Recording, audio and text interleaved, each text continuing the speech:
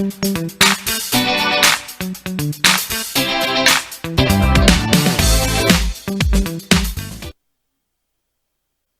gente! Estamos começando mais um Pod Vivax. Eu sou Vivian Cirineu, apresentadora dos episódios sobre infância, e hoje nós vamos falar sobre o direito à educação.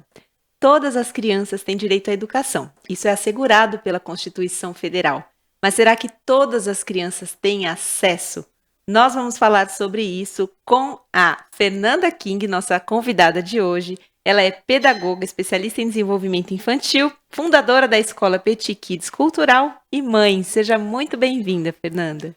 Muito obrigada, Vivi. Essa oportunidade de falar de educação infantil especialmente, que eu acho que é uma área que não tem o devido valor aqui no Brasil, né? Infelizmente, muitas pessoas não sabem da importância da primeira infância na vida das pessoas, né? Porque tudo que a gente faz na infância... Outro dia eu li uma frase incrível, né? A infância é o terreno que a gente pisa pelo resto da vida. Então a gente deveria ter um olhar mais cuidadoso, principalmente para a primeira infância, que é aquela fase de 0 a 7 anos. Eu acho que quanto mais espaços a gente tiver para falar sobre isso, para falar da importância desse tema, melhor. Então agradeço muito aí a oportunidade. Imagina, eu fico muito honrada por você ter aceitado o nosso convite. Eu também sou uma super defensora do tema, como muitos já me conhecem aqui na Vivax, sabem? É minha paixão falar sobre infância e sobre a importância que tem a gente estudar para educar uma criança, né?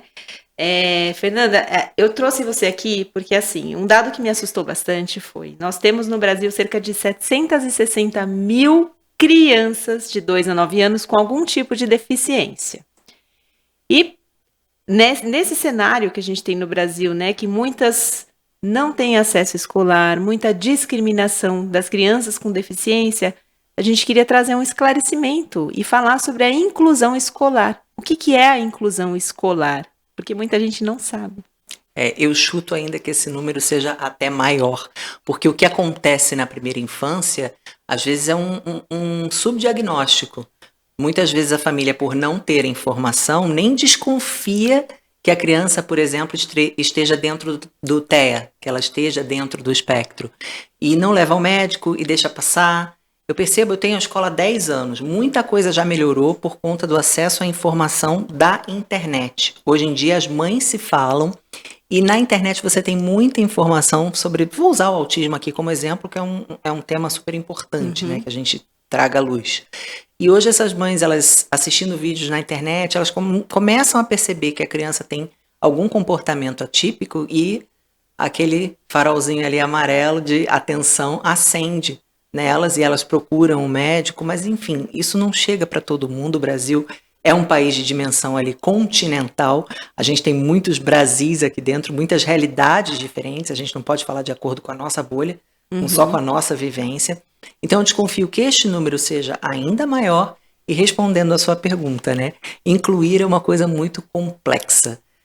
Na escola é você ter condições de atender essa criança, né, com total dignidade, e não é que ela tenha que ser igual aos outros. A gente trabalha com o conceito de equidade.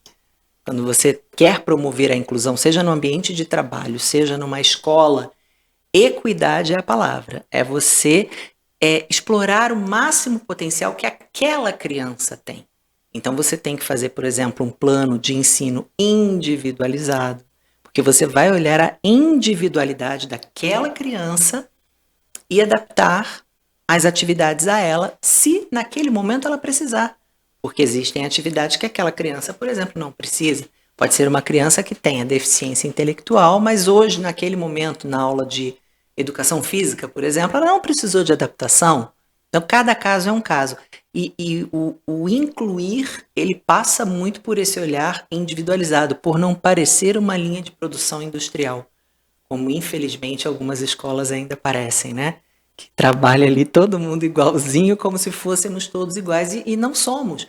Nem crianças típicas e nem atípicas são iguais. E quando você pode promover, principalmente na primeira infância, uma educação que tenha mais respeito por essas diferenças, escola não é um lugar que você vai aprender a ser igual a todo mundo. A escola é um lugar que você aprende com quem é diferente de você, com quem pensa diferente, com quem tem outra religião, com quem tem outras características físicas, e ali todo mundo vai trazer essas ideias, porque a criança inevitavelmente ela traz uma bagagem de casa, né? E ela vai trazer isso, vai trazer a cultura. Então, quanto mais diversa for uma escola, inclusive tendo pessoas com deficiência, quanto mais cedo você trabalha isso na criança, mais natural é na vida dela. Se ela for trabalhar numa empresa que não tem a pessoa com deficiência, é que ela vai achar estranho. Ué, mas, né, cadê? Cadê a diversidade que eu estou acostumada desde cedo? Então, a inclusão ela faz com que as pessoas tenham muito mais empatia durante toda a vida e que levem cada vez mais com naturalidade que não somos todos iguais. Muito pelo contrário, somos todos diferentes. Nossa, você veio me falando e eu só vim lembrando, assim, de tudo que eu já aprendi sobre o desenvolvimento das escolas. Por que que surgiram as escolas? E tem até uma frase que diz, né, que se a gente visitasse uma escola da década de 50 e visitasse hoje uma escola de hoje, não mudou quase nada. Se a gente visita um centro cirúrgico, um hospital da década de 50 e de hoje, mudou completamente. Mas as escolas ainda têm um padrão tradicional, carteiras enfileiradas, crianças comportadas obedecendo ao que o professor disse, sem questionar, muitas escolas com essa visão ainda tradicional, de uma escola que foi criada para a Revolução Industrial, que foi a massificação, onde naquela época uma criança com deficiência, ela precisa se tornar normal dentro daquela escola, um normal Ou sair. constituído, ou sair. Ou ficar em casa escondida. Exato. Então, a questão da inclusão ela foi passando por etapas, né? Muito antigamente, falando do início do século passado, era o esconder, o ficar em casa, a família ter vergonha daquele filho. E aí foi se tentando, em outros países, como por exemplo na Itália, a lei da inclusão é mais ou menos da década de 70. Lá não existem escolas especiais há muito tempo. Aqui no Brasil, a lei é de 2015. Foi justamente o ano que eu abri a minha escola. Então, a minha escola sempre foi inclusiva, né? Eu já comecei a escola trabalhando com inclusão, primeiro porque tinha lei e segundo porque eu sinceramente não fazia uma diferenciação. Para mim, aluno é aluno. E eu começando uma escola, eu quero matrícula. Claro, né? Por que não, gente? Então, para mim, são pessoas. E óbvio que dá trabalho. Uma boa inclusão, temos outra questão no Brasil, custa caro. Custa muito caro. Para você ter bons profissionais qualificados, investir em treinamento, em capacitação, não é barato. Então são muitas camadas aí que a gente tem dentro desse assunto. E concordo super com você, muitas escolas mudaram muito pouco, e aí a gente tem várias questões. Uma é essa família ser tradicional e querer, né, aquela frase, eu quero que tudo mude, desde que continue do jeito que está. Então, às vezes, essa família, se você propõe uma educação um pouco mais moderna, ela não aceita. Se a escola é particular e depende do dinheiro, da grana, da matrícula dessa família, que não aceita que as coisas mudem, ela fica um pouco refém e acaba se mantendo tradicional. Mas eu vejo que hoje muitas escolas tradicionais, escolas católicas, eu passei por muitas escolas na minha vida, católica, pública, então eu sou uma criança que tive dificuldade de criação de vínculo, porque quando a tua família tem que trocar muito você de escola, é difícil manter as amizades, mas que você acaba tendo uma flexibilidade muito grande. Então eu sou aquela pessoa que o que você pedir para eu fazer no trabalho, eu vou fazer, porque eu aprendi a me adaptar desde muito cedo. Na vida, né, tudo tem um lado bom e o lado ruim. A gente que tem que ver ali, mudar a nossa ótica. Mas eu percebo que, inclusive, algumas escolas mais tradicionais vêm quebrando um pouco essa questão das carteiras enfileiradas, só o professor fala, o aluno absorve o conteúdo e tem que ficar calado, porque eu tenho muito clara essa recordação dentro de mim. Copie a matéria da lousa. Ponto. Essa era a aula. Copiar. Foi assim que eu O aprendi. que você pensou ali? Nada. Outra coisa que, né, desenho pronto para pintar.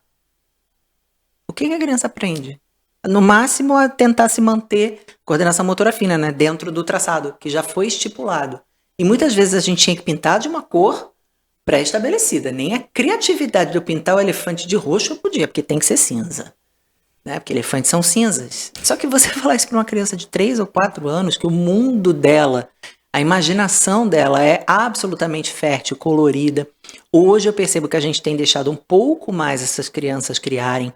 Hoje elas podem fazer uma conta e chegar no raciocínio delas ao resultado, que muitas vezes você não vai entender como ela chegou naquilo ali, porque você foi condicionado a só fazer uma soma de uma única maneira, porque aquela é a única forma correta de chegar ao resultado. Hoje a criança não, ela pode chegar ao resultado, te explicar como ela chegou e você vai ficar maravilhado com o raciocínio que ela teve para chegar naquela conta ali. Então vejo que a gente já caminhou um pouquinho, não tal e qual uma medicina. As escolas poderiam já estar mais à frente, tanto que quando a gente vai a congresso de educação, você vê escolas, às vezes americanas, finlandesas, a diferença é brutal. Eu sempre que posso viajar para ver escolas do mundo, eu vou, porque eu gosto de ver outras culturas e gosto de ver essas inspirações. Então, tanto eu estudo aqui esses casos, tem escolas, vi outro dia uma escola americana que já vai trabalhando profissões desde cedo, na prática. Tem laboratórios, né, para fazer marcenaria, um negócio de maluco, mas aí entra naquilo que eu te falei também, dinheiro. Então, no Brasil a gente tem muita coisa boa, a gente tem muita coisa que a nossa cultura, né, já tem de bom. Eu vi nesse mesmo congresso, além dessa escola americana, uma outra escola que era tipo dentro de uma oca, sabe? Essa coisa que a gente tem, né, pré-concebido na cabeça, né, de um telhado de palha, cara, o indígena mora ali, não necessariamente, mas... E a escola era toda assim, moderníssima. E o pessoal, nossa. Eu falei, gente, isso aí já faz na Amazônia tem um tempão que a escola lá já é o chão da escola de barro e uma escola vendendo isso como arquitetura natural. Muito legal, muito bacana. Mas assim, se a gente for olhar para o Brasil, a gente já faz isso há muito tempo, É a né? sabedoria ancestral, né? Que a gente não Sabedoria valorizava e está buscando atrás. E muitas vezes, ir pela atrás falta de novo. recurso, você faz coisas maravilhosas. Como, né, muitas pessoas que trabalham com educação vão saber, Reggio Emília, na Itália, começou no pós-guerra, sem nada, porque não tinha nada, porque a cidade estava destruída, e aí contava com pedrinha, contava com graveto, e hoje em dia isso é maravilhoso. E as escolas mais caras, né, de São Paulo trabalham com linhas assim, o Montessori, mesma situação. Então é questão de como olhar para a nossa própria cultura e fazê-la ir ao máximo, e fazer ir além, que é uma coisa que a gente aqui acho que peca um pouco de também aquela síndrome do vira-lata, né, de não valorizar o suficiente aquilo que tem. Eu achei pertinente a gente trazer essa quebra de padrão sobre a escola tradicional e a escola moderna, porque é difícil a gente ter uma escola inclusiva se a visão dela é completamente tradicional. Porque não é tradicional só no método de ensino, nos valores que a escola vai transmitir para aquelas crianças também. Então, é um não acompanhar do ritmo da sociedade, se eu estou tentando viver igual a décadas dos séculos passados. Né? Sim. Mas, é mais um querer que aquela criança se enquadre em padrões, né? E ela tem que mudar ela mesma para poder entrar na escola. Sim, concordo.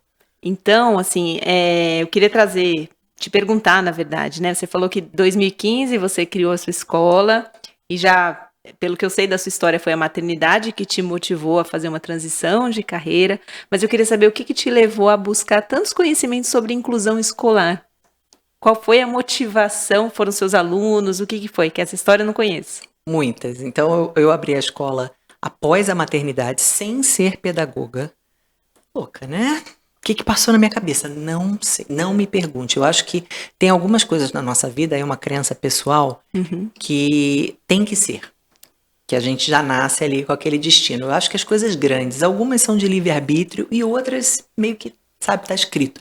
E eu vejo a educação infantil como uma grande missão. Assim como a maternidade a educação infantil também é. É para poucos e escolhidos e que tem ali muita resiliência, muita paciência, muita sabedoria. Então minha filha nasceu, eu trabalhava no mercado publicitário, ela foi com 4 meses, no dia que ela fez 4 meses, ela foi para uma escola. Foi crescendo ali, mas algumas coisas eu não concordava, eu achava que não precisava ser daquele jeito, fui procurar outras, pareciam todas iguais. Eu já não estava muito satisfeita nem com o meu trabalho, nem com o pouco tempo que eu ficava com a minha filha, porque eu acredito muito no tempo de qualidade. Acho que a mulher ela tem que fazer o que ela quiser. Se ela quer abdicar, quer ficar em casa cuidando do filho, maravilha. Mas não julguemos aquelas que querem continuar, que gostam do trabalho. Porque eu sou uma pessoa que eu gosto de trabalhar. Ah, você é maluca, porque a sua família... Gente, dá para equilibrar as coisas. Porque eu vejo uns coaches aí, porque a infância dura 12 anos. Porque seu filho vai te esquecer, ele vai lembrar só do tempo que você trabalhou. Colocando uma culpa, sabe, na pessoa que gosta de trabalhar, que eu acho que precisa ser assim. O filho vai crescer. Eu trabalho para ser a famosa mãe desnecessária. Quanto antes ela não precisar de mim e ela vai ficar comigo e ao meu lado porque ela quer, não porque criamos ali uma super dependência uma da outra, sabe? Eu acho que todos os relacionamentos devem se pautar nisso. Você é minha amiga porque você quer, não é porque você precisa de alguma coisa. Eu tô com um marido, um namorado, porque nós nos amamos. Não porque temos que, como era antigamente, aquele casamento que às vezes a mulher não separava porque não tinha dinheiro, porque não tinha como sustentar, ou porque ia ficar mal vista pela sociedade. Eu acho que hoje as relações modernas, todas têm que ser assim, inclusive mãe, filho, pai, filha, né? A relação ali de... Mas enfim, eu tô viajando.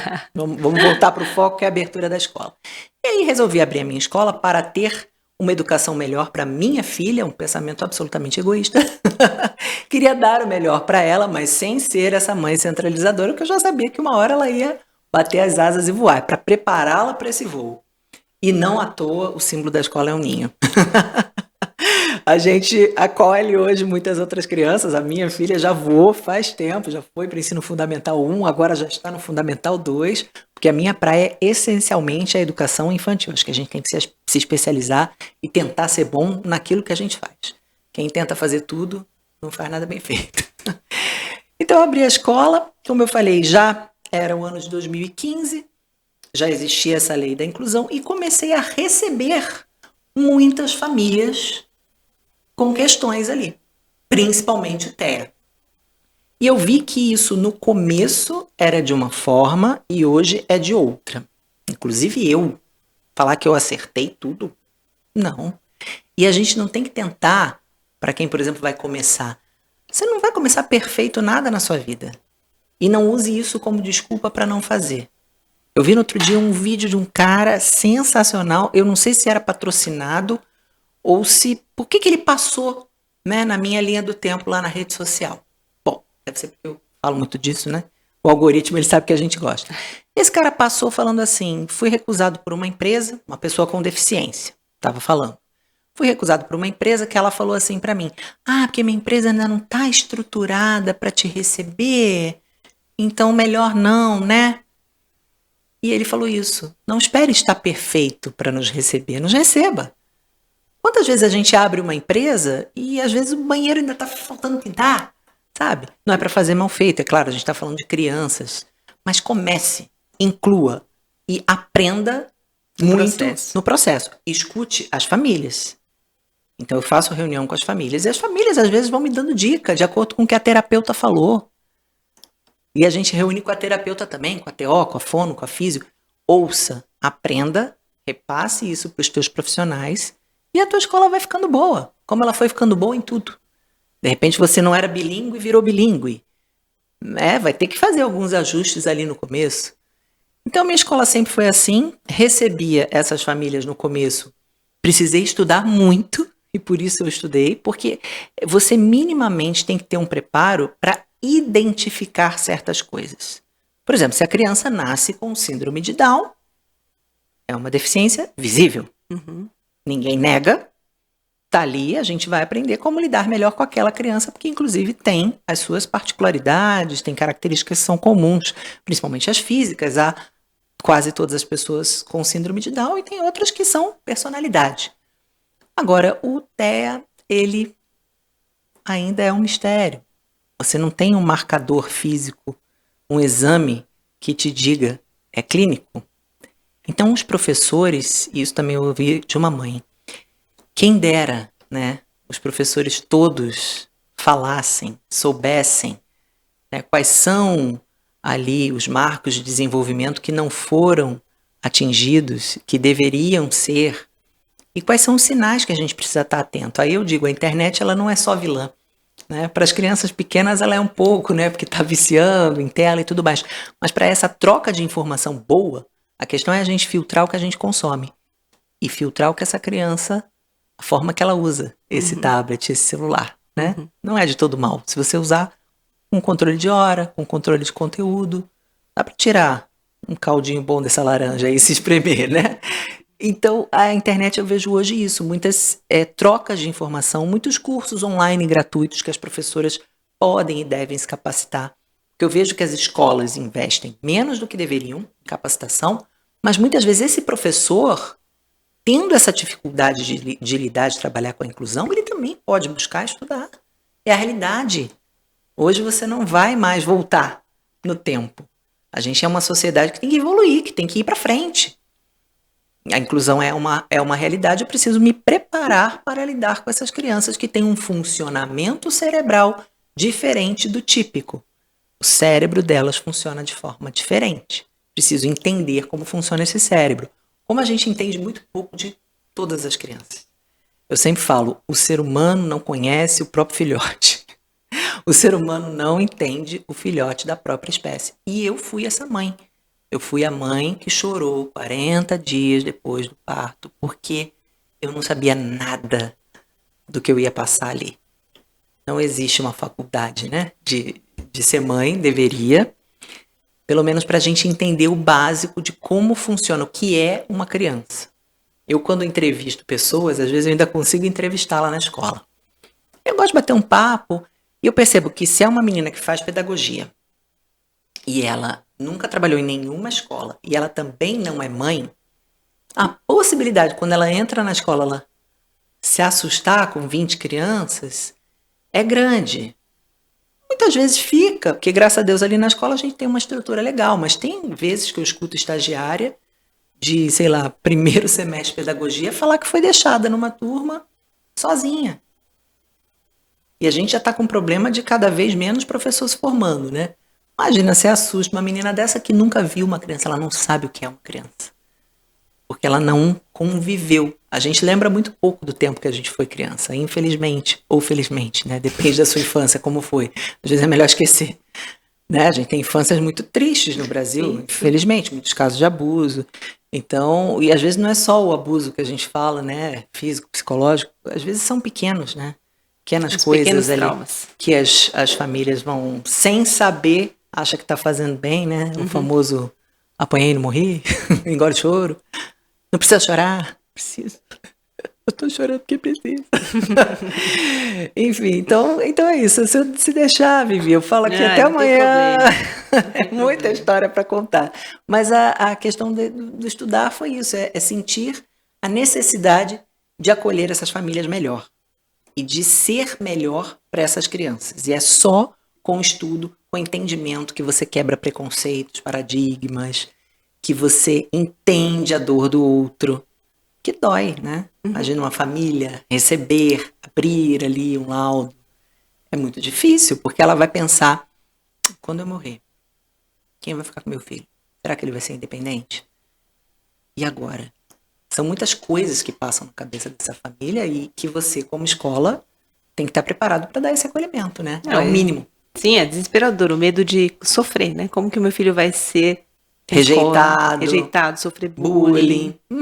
Uma série de questões que a escola precisa estar atenta e trabalhar. E o seu trabalho é maravilhoso porque eu sei que não é só na sua escola, né? Tudo que você aprendeu, você está levando para outras escolas, em palestras, não sei se certificação você faz, mas formação de outros professores. Sim, para famílias, a gente faz evento para família, que a gente fala de inclusão, vou fazer um próximo agora dia 13, que a gente vai misturar donos de escola com famílias, umas coisas meio ousadas assim. Vamos ver que dá. Tem dado certo. A galera tem ficado muito envolvida, porque eu acho que a gente precisa parar. Se entrou num momento que às vezes parece que tá família contra a escola. Eu ouço isso das outras escolas. Lá na minha escola não, é uma coisa meio assim, vamos tomar um café e tal. A proximidade minha com as mães. Meu marido trabalha na escola também, tem gerente, tem coordenador, a gente tá sempre muito ali. Então eu não vejo que tem essa coisa contra. Mas eu vejo muitas escolas, sabe, falando mal da família. Porque a família não dá limite. Porque chega essa criança aqui mal criada, não sei o quê. E se você ficar contra, não vai resolver. Então a família não está trabalhando no limite. Vamos marcar uma roda de conversa para falar disso. Porque aí você não está apontando o dedo e julgando aquela mãe. Você está falando de limites para toda a sua comunidade escolar. Sabe quando você dá reunião para os funcionários, você fala Sim. para todo mundo, Uhum. né, da política da sua empresa, de como você pensa. Sempre vai tocar o coração de alguém. Talvez alguns nem escutem, né? Mas sempre ajuda e vai reverberando, vai espalhando aquela ideia. Bom, pelo menos esse é meu pensamento. Não, é exatamente isso. Assim como a gente vai deveria tentando. fazer com as crianças, né? Ao invés de chamar a atenção na frente, né? Você tá errado e chama a atenção na frente Faz da uma criança. roda de história. Trabalha junto com as A turma crianças, toda, as sim, habilidades sim, que elas sim, precisam sim. desenvolver, né? Não, muitas vezes a questão é a agressividade, né? Um amiguinho ou dois amiguinhos estão batendo. Se você colocá-los em roda, fizer um teatro, não pode bater, tô falando aqui uma coisa, né? Do dia a dia. Corriqueira, Uhum. mas que é muito melhor do que apontar e só ficar falando. Se você já falou 2, 3, 4 vezes, ele continua a bater, primeira coisa, conversar com a casa, né? Porque muitas vezes tem violência em casa, enfim, pode ter N fatores, pode ser uma falta de limite também. Aquela criança está querendo comunicar alguma coisa. Mas você trabalhar em grupo, porque aí o grupo começa também a corrigi-lo. Não é só a professora. São os amigos que também vão falar, ó, isso aí não é legal, como é o bullying, né? Com os mais velhos. Com a educação infantil, muito difícil, a criança ainda não tem esse nível, tal, né? Salvo raras exceções de maldade. Sim. Mas com os mais velhos você tem que trabalhar o grupo, porque para mim o agente principal sempre vai ser o que vê e ri, ou o que vê e não faz nada. Telespectador. Esses aí que precisam intervir, sabe? Denunciar anonimamente, que seja. Eu acho que o trabalho tem que ser com a turma. Tá. Então, pensando até, esse acho que é um dos desafios da inclusão escolar, né? Trabalhar com as crianças, o preconceito e a discriminação. E é claro que o bullying pode acontecer numa fase mais tardia, dificilmente acontece na educação infantil, mas o trabalho de prevenção precisa começar ali, né? Desde que as crianças são pequenas, porque a criança nasce sem preconceito. O preconceito ela vai adquirindo dos adultos que estão ao seu redor. Então, assim, queria saber se tem algum trabalho nessa escola, se você já presenciou, orienta outras escolas mais velhas nessa questão da discriminação. E às vezes a criança, sem maldade, ela fala: ela não fala porque ela tem um probleminha. Ela é doente. Sabe? Fala frases assim, capacitistas. Mas é uma criança de 5 anos. A gente tem que educar a família e também conversar. Aí falo, talvez não com essa criança, mas em roda. Olha, ela é neurodivergente, é uma palavra mais difícil, né? Todos têm as diferenças. Você tem uma forma lúdica de falar sobre isso para que a gente até comece a nomear de forma correta. Para que esse tipo de frase não seja perpetuada. Porque às vezes em casa ouviu isso, né? E fala doença, fala problema, coisas que não são. Não é doença, não é um problema, é uma característica. Essa criança tem a característica de ter transtorno do espectro do autismo, de ter. E ela não é isso, né? Mariazinha é Down. Não, ela não é Down. Ela é Maria. Ela é a Maria que é bonita, que é loira, que é morena, que é preta e que tem síndrome de Down. Sim, ela tem. Não é isso que resume a Maria. Então, é um trabalho que se começar pequenininho, melhor.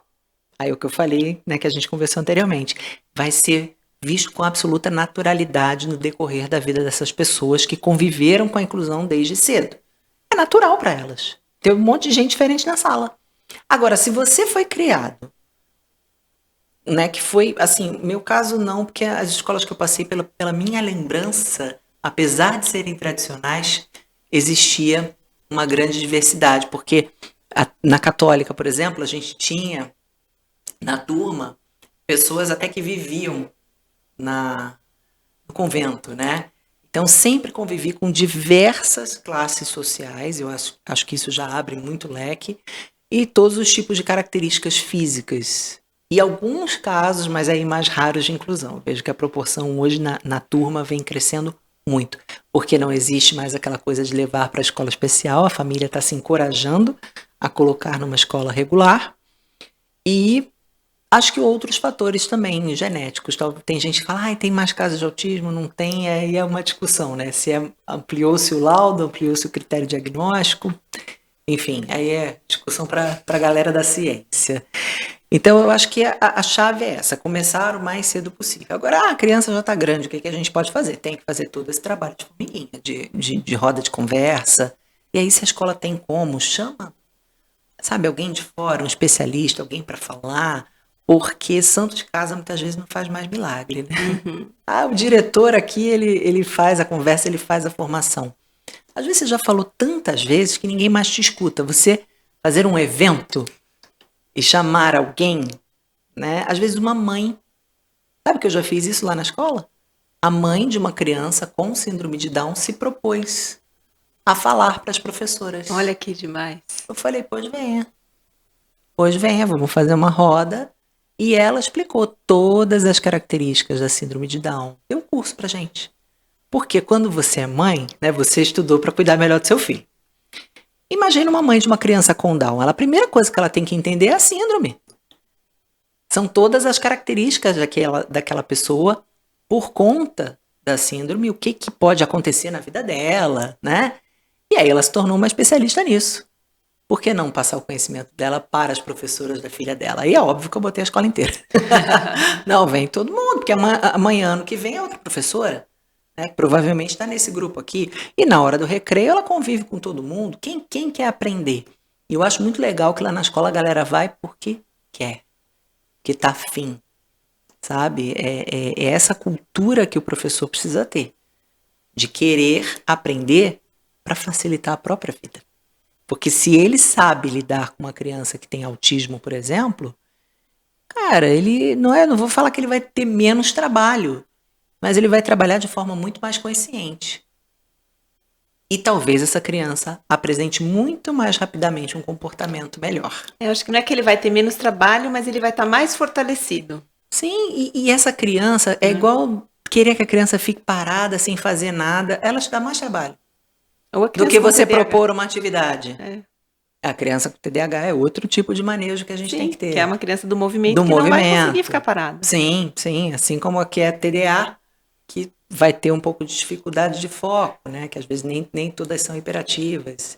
Então, assim, o mínimo do mínimo é conhecer os transtornos mais comuns, que tem maior número de percentual na primeira infância, para ajudar a família. A gente não é médico, não, mas a gente tem que pontuar para a família, seja numa reunião, seja num relatório pedagógico, né, que a professora tenha que fazer, ela tem que sinalizar o que está fora ali dos marcos de desenvolvimento, que eu acho que esse é o grande diferencial de estar na escola. Em casa, dificilmente a família que é marinheiro ali de primeira viagem, primeiro filho, muitas vezes ou não percebe ou fica esperando para ver se quando crescer passa.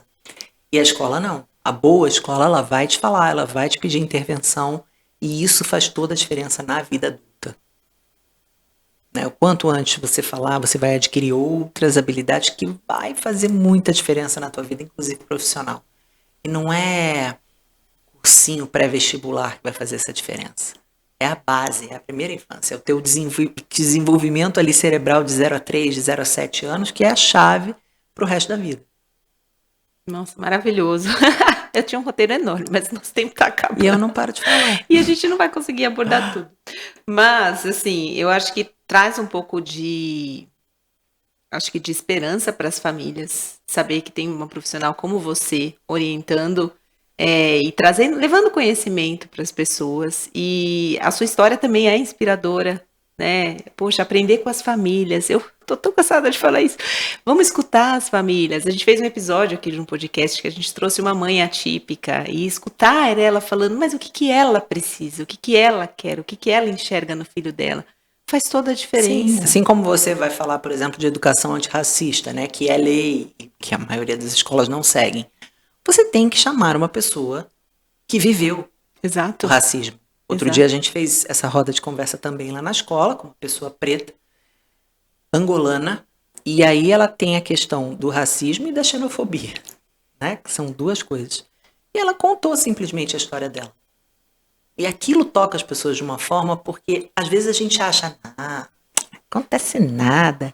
E você vê a pessoa contando a vida dela ao vivo ali na tua frente, assim como quando a gente ouve uma mãe atípica falar né, das dores e de tudo que ela passou, você começa a entender o lado do outro, porque pode acontecer com todo mundo, né? Ninguém tá livre.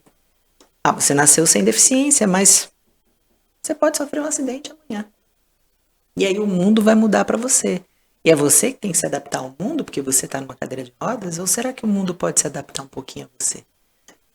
Ter acessibilidade, né? Porque o percentual, você falou aí no início da conversa, é altíssimo, mesmo que fosse pequeno. Mas é muita gente com deficiência no Brasil e no mundo. Então, algumas políticas precisam ser revistas, né?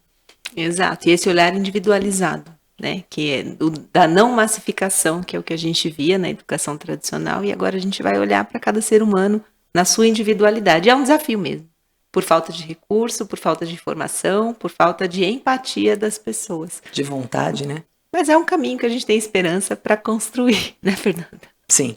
Vamos fazer a nossa Senão parte. Nós estaríamos aqui. Eu sou uma gotinha no meio do oceano, tô lá, né? Tô fazendo alguma coisa, melhor do que nada, né? E se cada um fizer um pouquinho, quem sabe?